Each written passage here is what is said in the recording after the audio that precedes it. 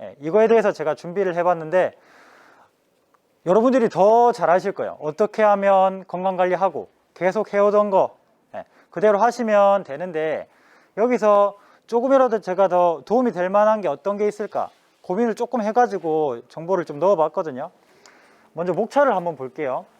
첫 번째로는 뇌병변 장애인의 대사증후군 발생 위험에 대해서 알아볼 거고, 두 번째로는 뇌병변 장애인의 움직임의 문제는 어떤 게 있는가 보고, 세 번째로는 같이 스트레칭 해보는 시간, 그런 순서대로 진행을 해볼게요. 처음에 뇌병변 장애인의 대사증후군 발생 위험, 혹시 대사증후군이라고 많이 들어보셨나요? 네. 조금 많이 안 들어보셨어요? 네. 조금 낯선 단어기도 하고 뭐 어떻게 보면 많이 들어본 단어일 수도 있는데 요거를 제가 간단하게 한번 설명을 해드리면 우리가 대사라고 먼저 설명을 해드릴게요. 대사는 우리 뭐 대사, 신진대사 이런 얘기 많이 들어보셨죠? 이런 단어. 신진대사라고 하면 활동하는 뭐 그런 의미가 있잖아요. 그래서 대사를 제가 인터넷에 찾아보니까 우리가 먹고 에너지를 생성하고 배출하고 이런 거를 다 대사라고 합니다. 대사. 그리고 증후군이라고 하면 원인이 명확히 없는 병적인 증상을 증후군이라고 해요. 그럼 대사증후군은 뭔가? 대사랑 관련된 여러 질환이 동시에 발생되는 현상을 대사증후군이라고 해요. 이렇게 들어도 잘 모르겠죠? 그러면 고혈압, 좀 익숙하죠? 고지혈증, 당뇨, 비만 이런 거 좀 익숙하죠? 이런 걸 통틀어서 대사증후군이다 라고 할 수 있어요. 이런 대사증후군이 우리 심장, 뇌 이런 데 위험한 요인이라고 하거든요. 당연하겠죠. 비만이나 고혈압, 당뇨 이런 게 다 안 좋겠죠. 이런 것들을 소리 없는 죽음을 부르는 오중주라고 해요. 오중주. 그럼 5가지가 있을 건데 그 5가지가 뭔지 한번 보겠습니다. 앞서 말한 것처럼 비만 중에 복부 비만, 이상 지질혈증, 고밀도 지방, 고밀도 지단백 콜레스테롤, 뭐 내당능장애, 고혈압. 요 말이 조금 어렵기도 하고 익숙한 단어도 있고 고혈압 뭐 이런 거 익숙하기도 하고, 다시 말하면 요거 2개는 고지혈증. 그리고 내당능장애는 당뇨, 그리고 고혈압. 요 수치 요 5개 중에 3개 이상이 해당된다. 그러면 대사증후군이다라고 판별을 할 수 있어요. 그러면 우리 한번 손 한번 들어볼까요? 먼저 비만, 고지혈증, 당뇨, 고혈압 중에 내가 3가지 이상이 있다. 혹시 손 한번 들어볼까요? 비만하고 나 2가지. 고혈압 있으신 분, 고혈압. 당뇨 있으신 분, 고지혈증 있으신 분. 보통 한 2가지 정도 있네요. 여기서 이제 1가지 정도만 더 포함이 되면 대사증후군이라서 조금 위험할 수 있다. 그래서 관리를 좀 많이 해주셔야 된다. 이런 말씀 드리고 싶고, 그러면 이것들의 원인은 뭘까? 한번 생각해 봐야 되겠죠? 자, 한 개씩 한번 볼게요. 비만의 원인은 뭔 것 같아요? 비만.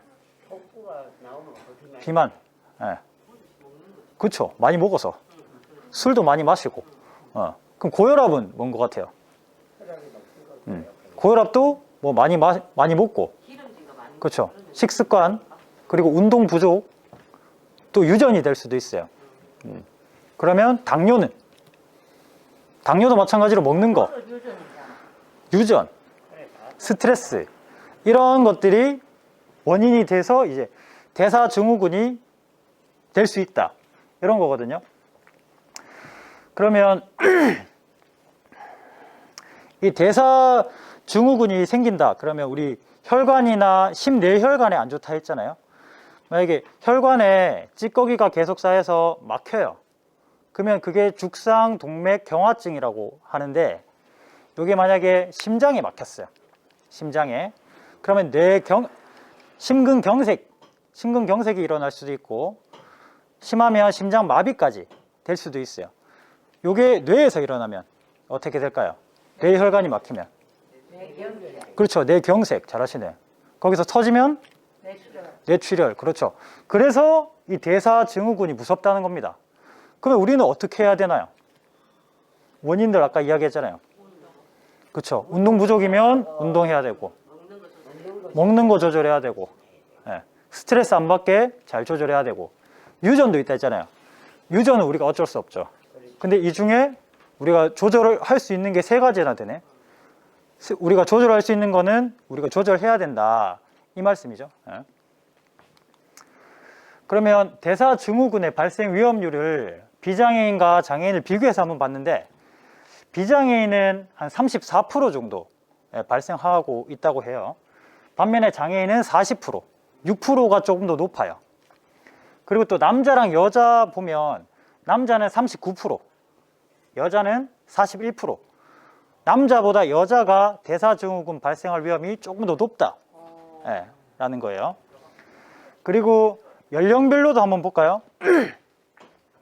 30대 이하에서는 42%, 40대, 50대, 60대는 40%, 이렇게 나타나요. 나이가 젊은 사람들이 대사증후군 발생률이 조금 더 높게 나타나네요. 이건 왜 그런지 제가 보니까 건강한 젊은 사람들은 건강하잖아요. 일단 자신감이 있어. 그래서 막 먹고, 마시고, 운동도 건강 관리를 위해서 별로 안 합니다. 반면에 40대, 50대 이렇게 올라가면 이제 아픈 데가 생기잖아요.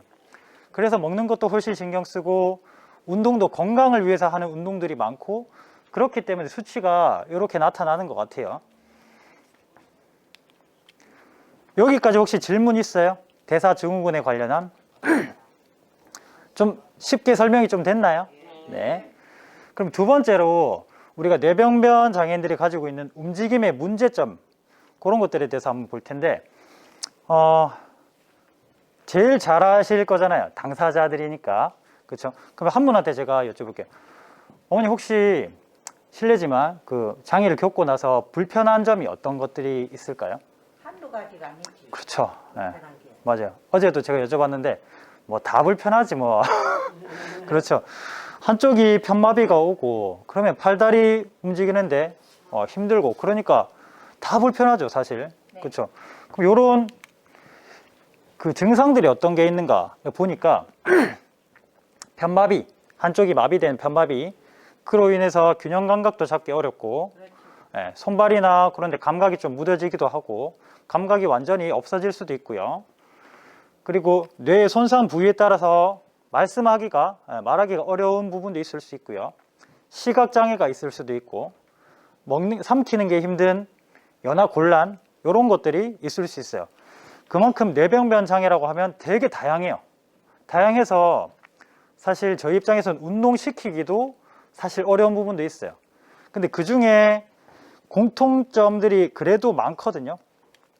그런 것들을 이제 저희가 연구하고 해서 최대한 도움이 될 만한 운동들을, 공통적으로 도움이 될 만한 운동들을 제가 이온 운동 시간에도 많이 하고, 1대1 수업은 그 사람에 맞게 이렇게 지금 하고 있습니다. 자, 다음은 이런 신경이 좀 마비가 되고 그러면 어떻게 될까요? 쓰는데 불편하니까 이게 근육도 많이 떨어지고 그렇겠죠. 거기에서 이제 엉덩관절, 고관절에 문제가 또 있을 수도 있어요. 계속 앉아있고 그렇게 되면 엉덩이 근육이 많이 빠지겠죠. 배 근육도 많이 빠져요. 그러니까 전체적으로 다 빠지는데, 엉덩이 근육이 많이 빠지게 되면 어떻게 돼요? 다리가 이렇게 말리는 현상들이 많이 일어나요. 왜냐하면 엉덩이 근육은 이렇게 되는 자세를 잡아주는 게 엉덩이 근육이에요. 그렇기 때문에 우리는 운동을 지금 브릿지도 하고 엉덩이 들기도 하고 하잖아요. 이런 것들을 예방해 주기 위해서 하는 거거든요. 만약에 이게 근육이 약해지고 인대가 약해지고 관절이 약해지면 탈구까지 이루어질 수 있어요. 탈구. 자, 이런 문제가 있고, 그리고 또 무릎에도 문제가 있을 수 있겠죠, 당연히. 무릎에는 허벅지 앞쪽 근육도 있고 뒤쪽 근육도 있죠. 이런 근육이 불균형해지면, 균형이 깨지면 무릎도 헐렁헐렁해지고 통증이 일어날 수도 있고요. 이런 무릎에도 문제가 있을 수 있어요. 그리고 세 번째, 발목. 보통 발목 보면 어때요? 까치발이라고 하죠, 까치발. 이렇게 뻗치는 현상들이 많이 일어나더라고요. 그러면 발등을 이렇게, 발등 들기 동작이 잘 안 돼요. 그러니까 걷기도 힘들고 이렇게 계속 걷게 되고, 그러면 까치발이 되면 이게 좌우로 움직임이 커지거든요. 그래서 발이 이렇게 안쪽으로 뒤집히는 분들도 많고, 반대로 이렇게 안쪽으로 밖으로 꺼지는 분들도 많아요. 그럼 발목이 만약에 밖으로 이렇게 됐어요. 그러면 무릎이 어떻게 되죠? 안으로 되죠. 그럼 골반은 어떻게 돼요? 안으로 이렇게 돌아가요. 골반도 같이 이렇게 되겠죠. 내 상체는 이 균형을 맞추기 위해서 이렇게 세우려고 할 거예요. 그러면 발목 때문에 척추도 문제가 있을 수 있어요. 그러니까 온몸에 균형이 깨지는 거예요. 그렇게 되면 나는 발목이나 무릎만 안 좋았는데 나중에 목도 아프고 어깨도 아프고 그런 일들이 생기는 겁니다. 자, 그러면 다 나왔어요. 어떻게 해야 될까? 사실 이게 제일 중요하잖아요. 어떻게 하고 있으세요, 여러분들? 그쵸?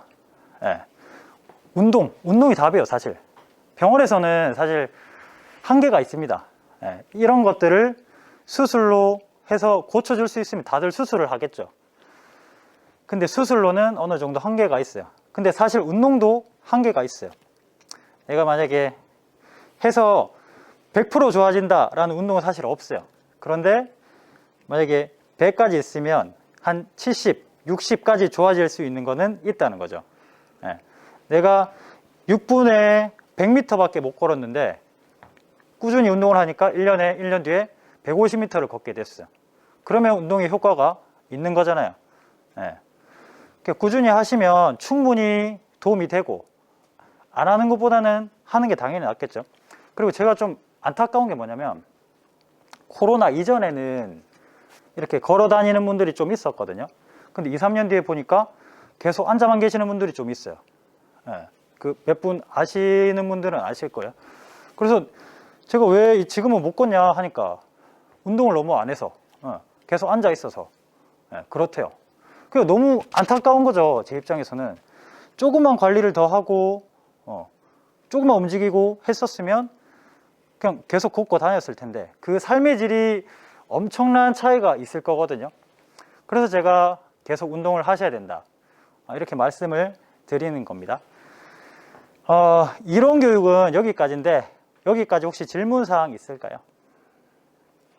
아무거나도 괜찮습니다. 된 거는 조금 돌리기는 많이 힘든 건가요? 안 그러면은 그게 보면은 뭐든지 이게 천천히 이게 일어나서 까치발이 이제 완전히 형성이 되는 건데. 그렇죠. 그러면 형성되기 전에 이제 계속 그게 해줘야 되는 부분이잖아요. 네. 그러면 이게 안 하게 되면은 더 빨리 하게 되면 뭐 프루테이즈로 하면 한 10%씩 조금씩 좋아질 수 있는 방향인데, 안 하게 되면 바로 갑자기 확 나빠지는 거죠. 네. 요거를 제가 말씀드리면, 만약에 저 같아도 계속 앉아있고 하잖아요. 안 걷고 하잖아요. 그러면 까치발이 될 거예요.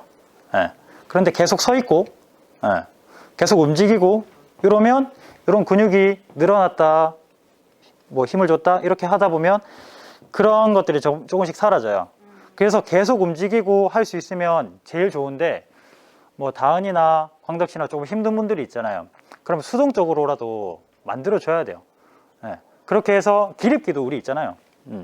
그런 식으로 해야지 이런 거를 좀 방지할 수 있고 조금씩 더 개선을 할 수 있어요. 이렇게 서 있는 것만 해도 엄청난 운동이 되거든요.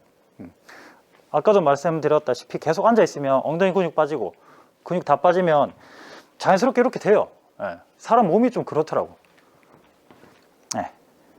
또 다른 질문 있을까요? 없으면 자, 이론 교육은 여기까지 하고요. 같이 스트레칭 우리 또 하고 마쳐야지, 마지막 수업이니까. 네, 그러면 요거 마무리하고 이제 스트레칭 하도록 하겠습니다. 네. 수고하셨습니다. 네.